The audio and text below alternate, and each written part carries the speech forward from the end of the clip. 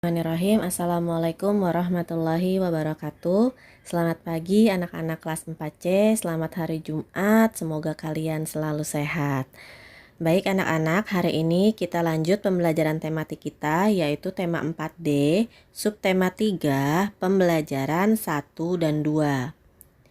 Tujuan pembelajaran kita hari ini adalah setelah kalian mempelajari materi hari ini, diharapkan kalian dapat mengetahui macam-macam pekerjaan orang tua, mengetahui penyebab kerusakan hutan, dan mengetahui cara mengurangi sampah. Nah, pernah nggak sih kalian bertanya sama orang tua kalian apa pekerjaan mereka, dan dalam pekerjaan itu apa yang dihasilkan oleh kedua orang tua kalian? Nah, nanti kalian bisa tanyakan ya ke kedua orang tua kalian atau ayah kalian. Nah, setiap orang itu harus bekerja untuk memenuhi kebutuhan hidup keluarganya. Pekerjaan orang tua kita itu ada bermacam-macam. Ada yang jadi pegawai, tentara Indonesia yang tugasnya mempertahankan negara Indonesia. Lalu ada juga yang jadi guru, ada yang jadi dokter, perawat, pegawai negeri, penjahit, dan masih banyak lagi pekerjaan-pekerjaan orang tua kita.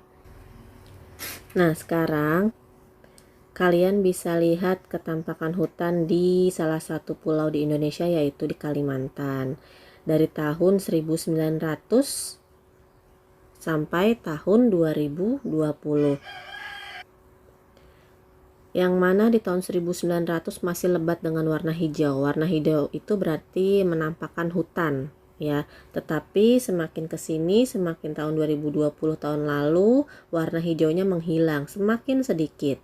Nah, padahal hutan itu memiliki manfaat, banyak sekali manfaat untuk manusia dan juga lingkungannya.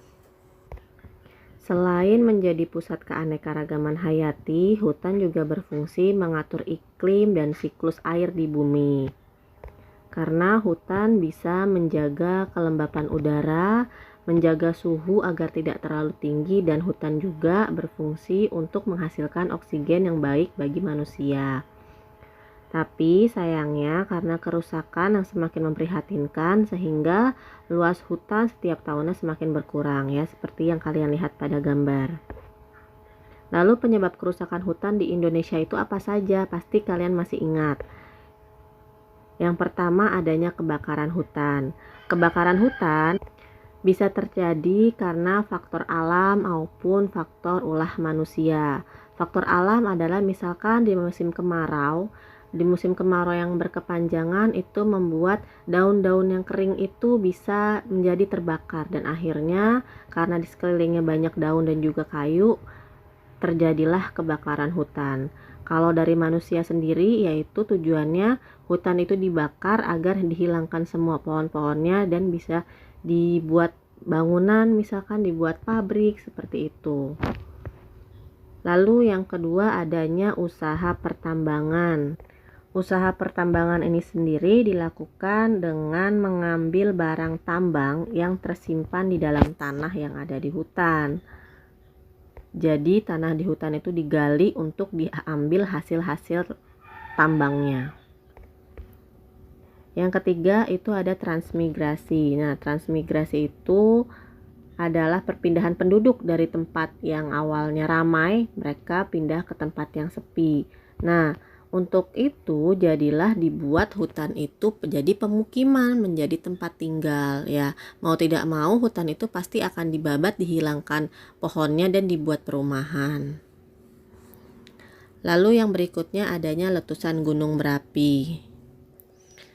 Letusan gunung berapi ini akan merusak hutan, yaitu karena magma yang keluar dari perut gunung berapi itu kan sifatnya panas.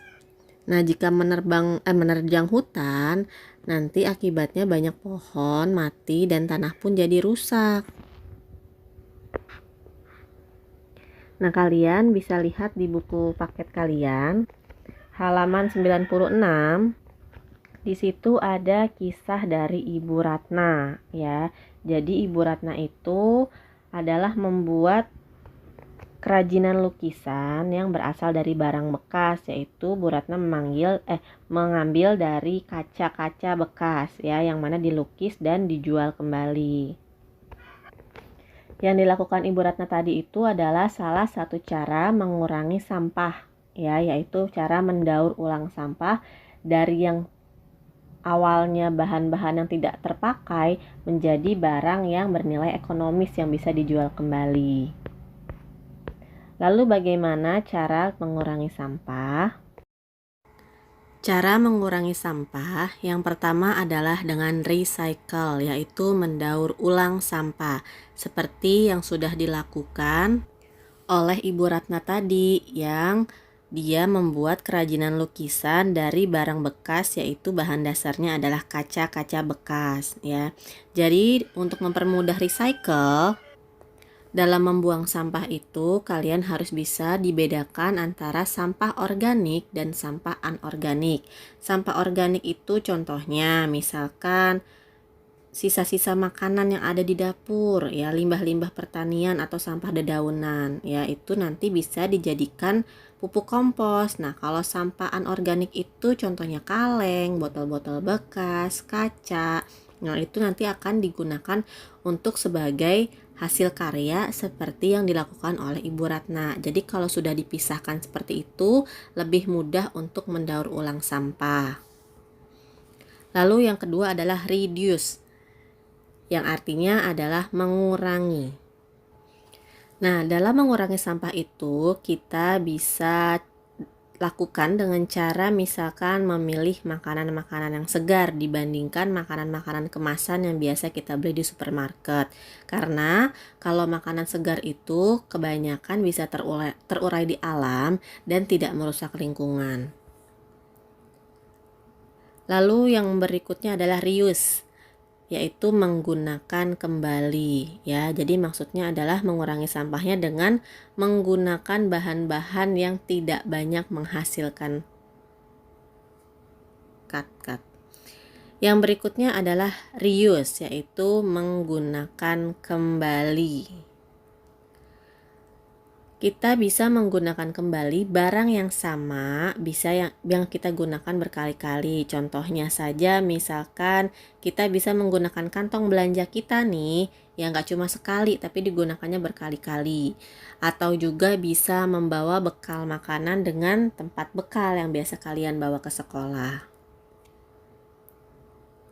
Yang berikutnya ada replace, yaitu mengganti.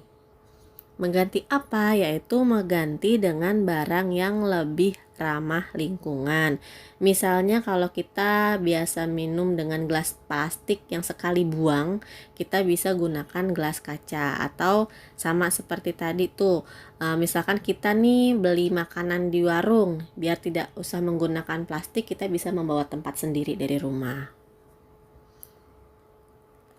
Yang terakhir ada repair atau memperbaiki. Kita bisa memperbaiki barang-barang yang rusak yang dapat kita gunakan kembali ya. Jadi kita nggak usah nih beli barang-barang baru jika barang-barang yang lama masih bisa diperbaiki. Nah, itu adalah 5R cara mengurangi sampah. Ada recycle, reduce, reuse, replace, dan repair. Nah, tugas kalian hari ini adalah kalian bisa buka buku pendalaman tematik 4D, halaman 54 dan halaman 55. Terima kasih, mohon maaf lahir batin. Wassalamualaikum warahmatullahi wabarakatuh.